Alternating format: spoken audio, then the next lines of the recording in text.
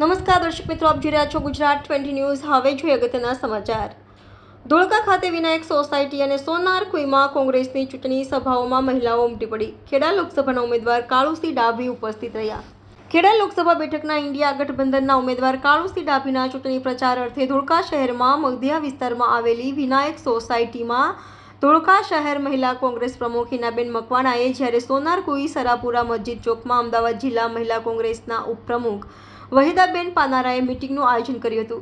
આ મીટિંગમાં મહિલાઓ નોંધપાત્ર સંખ્યામાં ઉપસ્થિત રહી હતી। ખેડા લોકસભાના ઇન્ડિયા ગઠબંધનના ઉમેદવાર કાળુસિંહ ડાભી, ગુજરાત પ્રદેશ કોંગ્રેસ સમિતિના ઉપપ્રમુખ બિમલભાઈ શાહ, મહામંત્રી પંકજસિંહ વાઘેલા, અમદાવાદ જિલ્લા કોંગ્રેસ પ્રમુખ અમરસિંહ સોલંકીએ પ્રાસંગિક પ્રવચનો કર્યા હતા।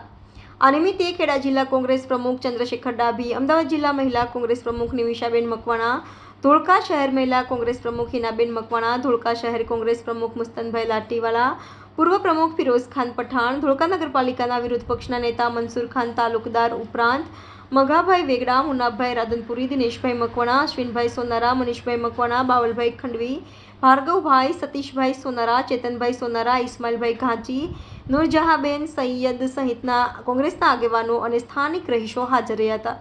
ગુજરાત 20 ન્યૂઝ, ધોળકા।